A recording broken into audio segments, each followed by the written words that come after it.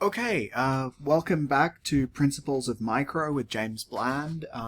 This class will build on our understanding of international trade, and we're going to explicitly calculate how much better or worse off consumers and producers are when we open up a market to international trade.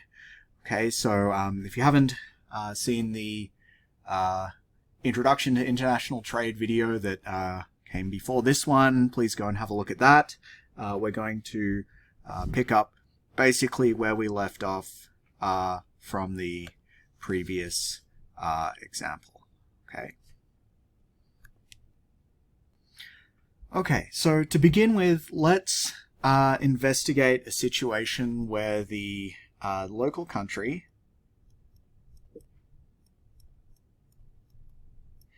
does not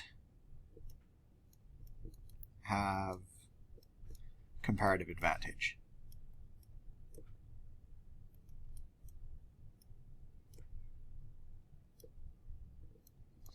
Okay, so from our previous video class, we worked out that, well, that's a bad axis. Okay, so here's quantity. Here's price. We had our supply curve for local sellers, our demand curve for local buyers, and if we do not have comparative advantage in producing this good, then the international price is somewhere here. Okay, so label this here as PI for international, and then there are going to be some other things that we need to label here too. So this is QD. I'm going to use D here for domestic, not necessarily for quantity demanded. Here is the domestic price. And then in terms of quantities, well, the domestic quantity is not going to be different between supply and demand, because if we haven't opened up our market to trade, then what's produced locally must be consumed locally as well. But once we open up our market to international trade, our quantity supplied, if we do not have comparative advantage in producing the good, is going to be here, right? Quantity supplied with international trade, and then quantity demanded with international trade is going to be all the way out here because consumers can buy stuff at lower prices. Right, so this is quantity demanded at the international price. Okay. Now what we're going to do here is label all of the possible areas on our graph and work out which of those are consumer and producer surplus before and after international trade. Okay, so to do that, let's go to a different color. I'm going to label this triangle here A, this quadrilateral thingy B, then we're going to have C, D, and E. Okay, I know that these are only going to be the relevant areas, but you know, if you're unsure about which areas are going to count as someone's surplus at some point, well, you can always label these ones F, G, H, I, J, and so on. Okay, just, you know, I've seen this problem before, so I know that those aren't going to be relevant. Okay, I'm running out of room on this page, so what I'm going to do is I'm going to get rid of my supply curve and just draw it about as much as I needed up to here. Okay, so we're going to have before trade. In fact, why don't I just get rid of the heading as well? I got lots of room. Okay, so we've got before trade.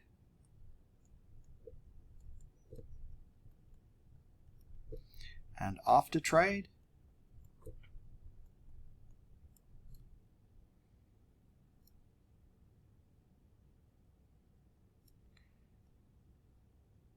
And then we've got consumer surplus, producer surplus, and let's see if I move that. up a bit, I can have total. Okay, so before trade, well, so remember the general way of finding consumer surplus, let's start with that, is the area between the price consumers pay and the demand curve to the left of the quantity that's being traded. So before trade, here's the price that everyone pays and receives. Here's the quantity being traded, and here's the relevant part of the demand curve, right, going from here to the left. Okay, so before trade, consumer surplus is A. And then for producer surplus, well, that's the area between the price sellers receive, which is, again, PD, and above the supply curve, right? How much they sold something for minus their marginal cost of producing it, right? So before trade, sellers are getting surplus of B and C. Okay, so let's put this in here, B, C. Sorry, nope, up here, B and C. And so total surplus here is A, B, and C. Okay, well, what about after trade, right? Well, for consumers, they're now paying this lower price, the international price. And so we need to count all the areas above the price consumers pay and below the demand curve, and the bits that are to the left of quantity demanded. Okay, so that's A, B, D, and E. Okay, well, what about producers? That's going to be everything below the price sellers receive, which is, again, the international price, above the supply curve, and to the left of the quantity supplied. Okay, so that's just going to be triangle C. So if we think about the total, we're just going to add up all these areas. We've got A, B, C, D, and E. Okay, so let's see who's better or worse off. All right, so the change. Consumers got A in both situations, but now they're better off by B, D, and E. Okay, producers before trade got B and C, but now they're only getting C, so they're worse off by B. And in total, well, in both situations, society got A, B, and C, but now we're also getting D and E, so that's plus D, plus D and E. Okay, so in this situation, it's obvious that total surplus has gone up. Okay, so let's highlight the two total surplus areas so we can work out which ones they are. So before trade, I'll do that in yellow. Total surplus is going to be below the demand curve and above the supply curve. It's going to be this triangle here. And then after trade, excuse me,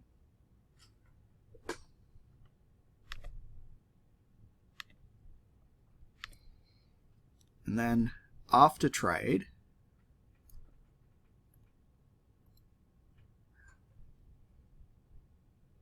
okay, then after trade, well, the price consumers pay and sellers receive is lower. So locally, we're thinking about a surplus equal to, when you think about this, consumers are buying stuff up to there. So here are their marginal benefits. Here is the price they're paying, and then sellers are still selling a little bit. Okay, so one way to think about this is the yellow triangle fits inside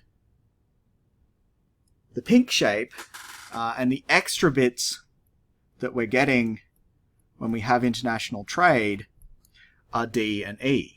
Okay, but when we think about this, well, consumers are obviously better off, and producers are obviously worse off, but society as a whole is better off, right? So there are winners and losers from trade. Okay, now what I want you to remember here is that the surpluses we are measuring here are just the surpluses for local consumers and local producers. Okay, so we're not saying that this is better off to society as in the whole world in general. What we're saying is that this is better off, like we have a higher total surplus for local consumers and producers, right? The supply curve is measuring the costs of local producers only, and the demand curve is measuring the costs, the values of local consumers only. And so we're not measuring any of the benefits and costs of anyone who's outside the country that we're studying. Okay, so this situation is unambiguously better, right? Opening up an economy based on this model is unambiguously better for the country as a whole in terms of total surplus, but there are obviously winners and losers, right? Consumers are better off and producers are worse off, but that's because in this example, the local country does not have comparative advantage in producing this good. Okay, but what do we already know? What do we already know about comparative advantage? Well, if there's a good that we don't have comparative advantage in, it must be there's another good that we do have comparative advantage in. So let's work through an example where that's the case. Okay, so now we're going to study the other situation, which is where the local country does have comparative advantage in producing this good. So let's set up our supply and demand diagram again. So here is supply, here is demand. Now remember, these are the supply and demand curves for just local buyers and sellers. These completely ignore the international suppliers and consumers. So here is our domestic quantity. Here is our domestic price. And if we have comparative advantage in producing this good, this means that everyone overseas must be producing it at a greater opportunity cost. So on the international market, the international price must be somewhere up here.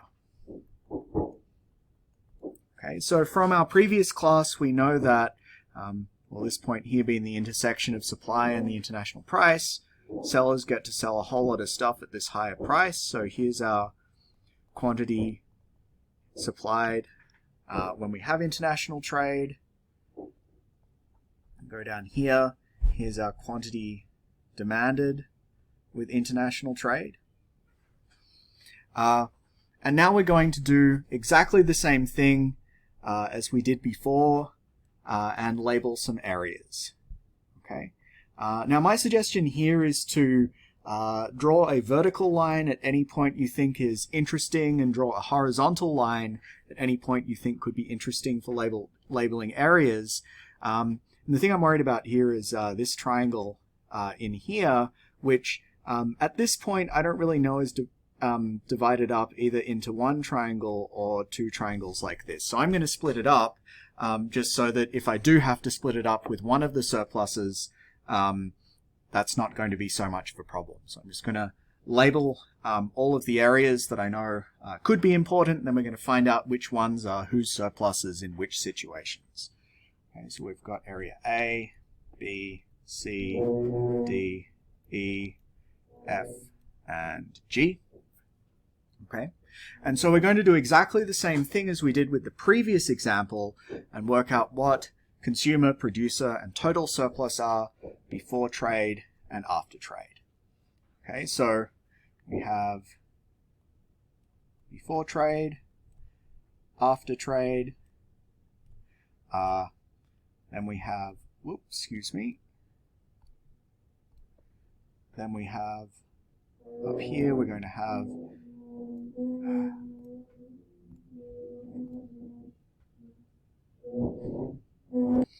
we're going to have consumer surplus, producer surplus, and total surplus. I'm not doing this well today, I apologize. Okay, so what that's doing now, let's see if we can get rid of that. Anyway.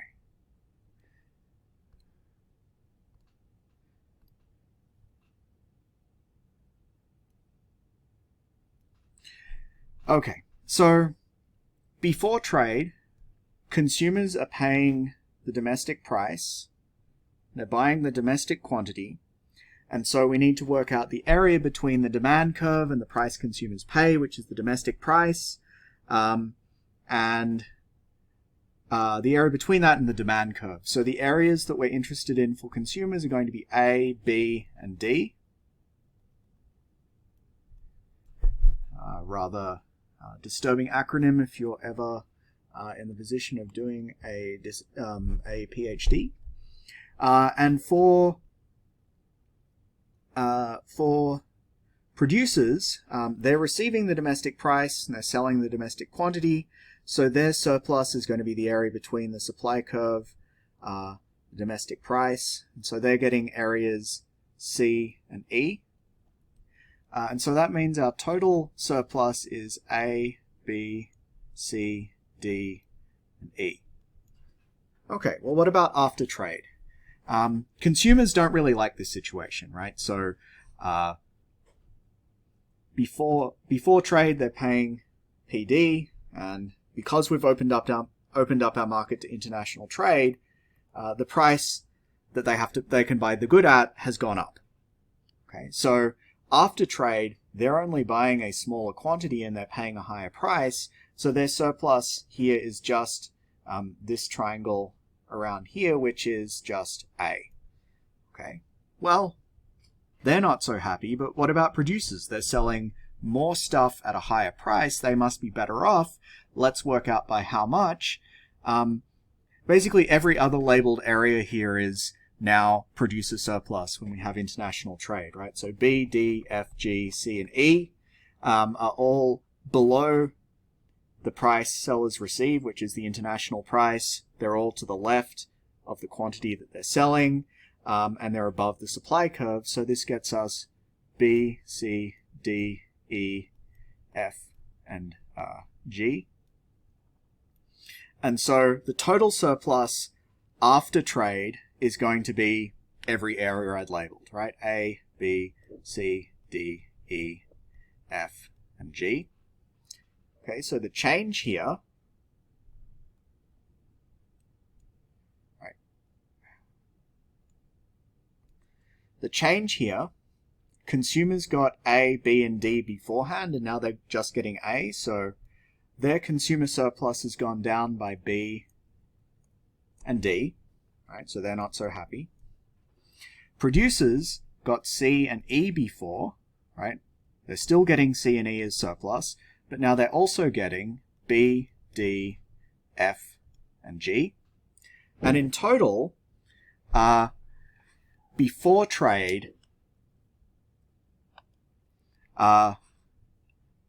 society got A, B, C, D, and E, and now we're getting F and G as well. So total surplus has gone up by F and G. Okay, now remember here that the supply and demand curves are just measuring the costs and values of consumers and producers in the local market. Okay, so while there are definitely some losers to trade and winners to trade, society as a whole is better off if we trade.